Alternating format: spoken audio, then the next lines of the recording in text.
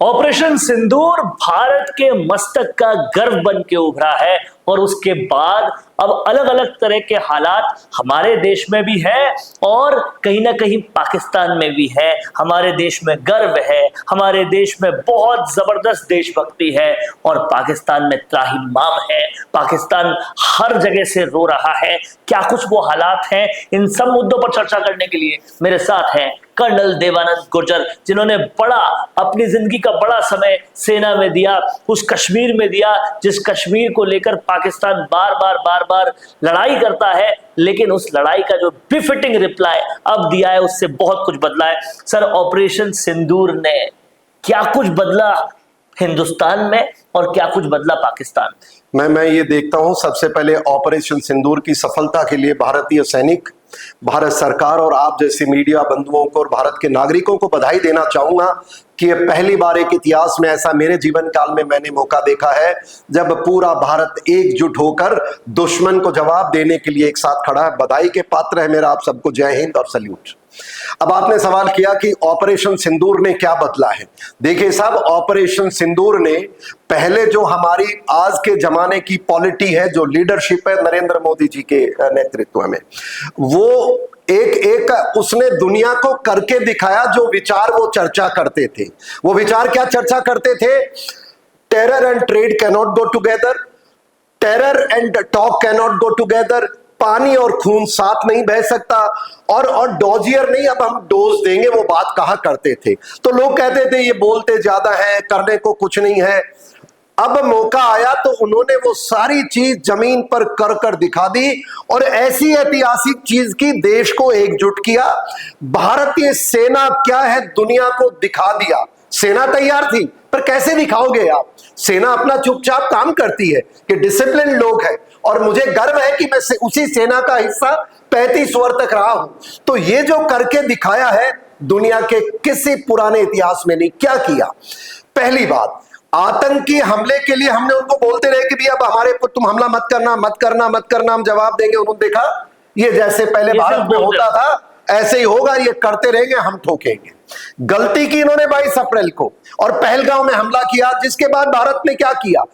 Indus water treaty suspend की और बोला देखो अब मान जाओ, अब तुम मत करना।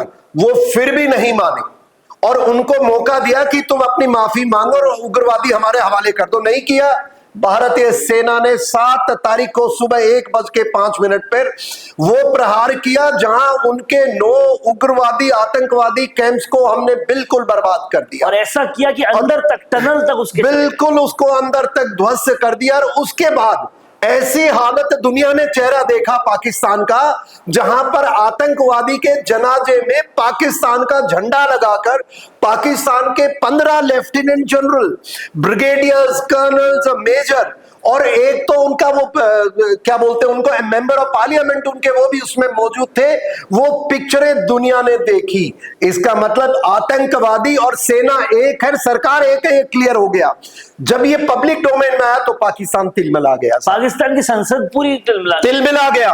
और वो रात को घबराहट के मारे, डर के मारे, या कोई उनको गलतफहमी थी, या उनको अमेरिका ने उकसाया, चीन ने उकसाया, मुझे नहीं पता है। और पता भी है तो ये मान लो उन्होंने रात को हमारे ऊपर हमला करने की कोशिश की, जहां करीब 800 ड्रोन, बड़ी संख्या में हवाई जहाज और मिसाइल्स लॉन्च की, जिनका जवाब हमने इतना सटीकता से दिया, एक को भी भारतीय सीमा में प्रवेश नहीं करने दिया। उनके 2 रफेल हमने, एक अवेक्स वो होता है जो आपके दर्शक नहीं जानते हैं, जो पूरे बैटल को कंट्रोल करता है। और ये जो हमारी ब्रह्मोस मिसाइल ने जो करके दिखाया है, हमारी आकाश ने करके दिखाया है, दुनिया में एकमात्र ये एग्जांपल है जहां 310 किलोमीटर, 315 किलोमीटर अंदर पाकिस्तान के अवैक्स उड़ते हुए को मार के गिराने का ऐतिहासिक काम हुआ है। पहले ये 200 किलोमीटर दूर तक ही एक हवाई जहाज गिराया गया था। और यही नहीं, जो मिसाइल हमारे दिल्ली के लिए आ रही थी उनको भी हमने रास्ते में रोका। अगर भारत में कुछ आया तो उनके टुकड़े देखने को मिले, जो दुनिया को सबूत दिया। और इससे ज्यादा जो बदला अगले दिन, जिस प्रकार से भारत के अंदर लोग सबूत मांगते थे, सेना को कहते थे सड़क के गुंडे, सैनिकों को जातियों में बांटने का काम करते थे, सैनिकों का धर्म पूछते थे, इस तरह के जो उनको बिल्कुल बिल्कुल साफ सेना के कमांडरों ने जवाब दिया। यह बदला है, मैं मानता हूं। और बदलने के बाद जिस प्रकार से नरेंद्र मोदी साहब ने देश को साफ कर दिया, हाँ, यहां पर कोई सबूत मांगने की बीमारी चल रही थी, उन्होंने साफ कर दिया देश ने, सेना ने, प्रधानमंत्री ने। और अब अगर कोई पूछता है, कोई आपका सवाल स्पेसिफिक में जवाब दूंगा, पर इसने पूरे दुनिया में आतंकवाद की लड़ाई के लिए एक नया नैरेटिव गढ़ दिया मोदी जी ने। पहला उसमें कहा, अब अगर कोई हमला हुआ तो हम आतंकवादी को तो मारेंगे। आतंकवादी समर्थक सरकार, आतंकवादी समर्थक लोग बाग, उनको भी हम आतंकवादी मानेंगे। बहुत बड़ा, अरे ये करके दिखाएंगे, इसका नाम नरेंद्र मोदी है साहब। दूसरा, जो बार बार हम न्यूक्लियर, उनका न्यूक्लियर फसाद खत्म कर दिया और पाकिस्तान को बता दिया तुम न्यूक्लियर चलाने की हालत में नहीं हो। वो मैं आपको क्या बताऊं, जितनी आप सुनते हो वही बातें मेरी है। पाकिस्तान अब न्यूक्लियर बॉम्ब नहीं चला सकता, ये स्थिति उसकी कर दी है। और तीसरी जो सबसे बड़ी हमने इसकी जो अंतरराष्ट्रीय दुनिया को दिखाया कि अब अगर कोई भारत की तरफ आतंकवादी हमला करेगा, वो दुनिया में सरकार हो, व्यक्ति हो, नॉन स्टेट एक्टर हो, उनको हम बर्बाद करके रहेंगे। ये भारत की नई छवि है। और सबसे बड़ा गौरव और गर्व की बात है, भारतीय सेना ने जो टेक्नोलॉजी जो भारत ने विकसित की, जो स्वनिर्मित की, उसको जो प्रदर्शित कर दिया दुनिया में। चीन का डिफेंस सिस्टम धराशायी, अमेरिकन एयरक्राफ्ट धराशायी, और दुनिया में जो वेपन इंडस्ट्री थी वो मैं मानता हूं उनकी खत्म हो चुकी है। और भारत के साइंटिस्ट का, भारत के मीडिया का, भारतीय सेना का और भारतीय राजनीतिक लीडरशिप का गुणगान दुनिया में हो रहा है। मैं मानता हूं ये बदलाव आया है। 2 लाइन में अगर कहें तो पूरी दुनिया को दिख गया 56 इंच का सीना और पाकिस्तान को आ गया पूरा पसीना। और ये जो ऑपरेशन सिंदूर में हुआ है वो आपने सब कुछ जाना है। इस वीडियो में क्या कुछ कहना है आपका, कमेंट बॉक्स में जरूर लिखिए।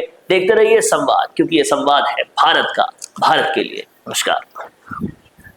अगर आप बनना चाहते हैं पॉलिटिशियन, लेकिन पब्लिक स्पीकिंग और अपने विचारों को व्यक्त करना चुनौती लगता है, या कैमरे और पब्लिक के सामने किसी तरह से बोल पाए इसमें मुश्किल होती है, तो मिशी मीडिया सॉल्यूशंस लेकर आया है पॉलिटिकल कंसल्टेंसी कैंपेन, जिसमें वरिष्ठ जर्नलिस्ट और पॉलिटिकल एनालिस्ट की एक्सपीरियंस्ड टीम आपको मदद करेगी, जिससे आपकी आवाज और भी बुलंद हो जाएगी।